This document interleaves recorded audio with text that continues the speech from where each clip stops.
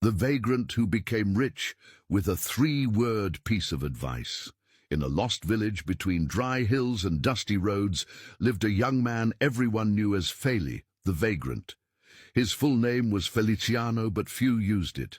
To the people of the village, he was simply that one who doesn't work, while the peasants sweated under the sun, pulling weeds or carrying sacks of corn. Feli spent hours lying under a giant almond tree, with his arms crossed behind his head and his eyes fixed on the sky. He watched how the clouds slowly slipped by and formed figures, as if in that spectacle lay the whole meaning of life. It's not that he was clumsy or useless. The truth is that hard work seemed like an unnecessary effort to him. He always said, "Why kill yourself in the sun if tomorrow the sun will rise again?"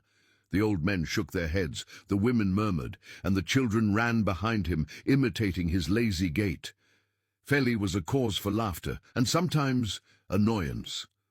One afternoon, a traveling merchant arrived at the village, a man with a thick beard and a penetrating gaze. He walked slowly, like someone who observes the world calmly.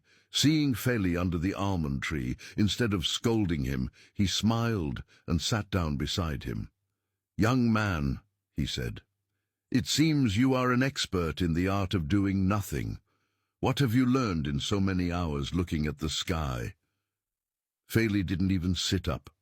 With a calm voice he replied, "I have learned that haste drowns out luck, sir."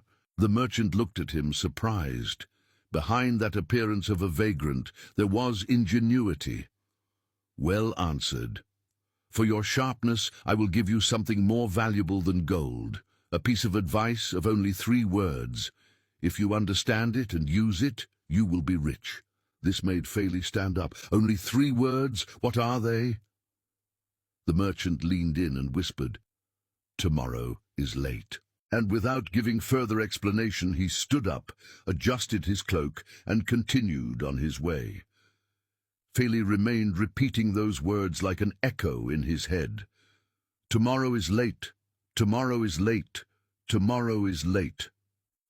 At first it sounded like a joke, but that night, while the stars twinkled over the sleeping village, he understood the meaning. It wasn't about running tirelessly, but about not leaving for tomorrow what life put in front of you today. The next morning, Feli walked slowly in front of the bakery. Inside, screams were heard. "If we don't fix the oven today, we will lose all the dough," the baker was telling his son. Feli was about to walk past, as always, but he remembered the advice. "Tomorrow is late." He ran to the blacksmith's house, who days earlier had used a special cement to repair a broken pot. He asked him for some of the material and returned to the bakery. "Try this," he said, extending the jar. The baker looked at him, doubtful, but there was nothing to lose. They smeared the mixture on the crack in the oven, and miraculously it sealed the heat escape. That night they were able to bake the bread. Grateful, the baker gave Feli a peculiar reward, fresh bread for a whole month. For the first time, the village vagrant had done something useful. A few days later, another traveler arrived with a cart loaded with fine fabrics. But the sky turned black and the rain turned the road into a mud pit. The cart got stuck right in front of the inn. People peeked out of the windows, but no one wanted to get soaked to help. Feli was sitting in the tavern, watching the scene.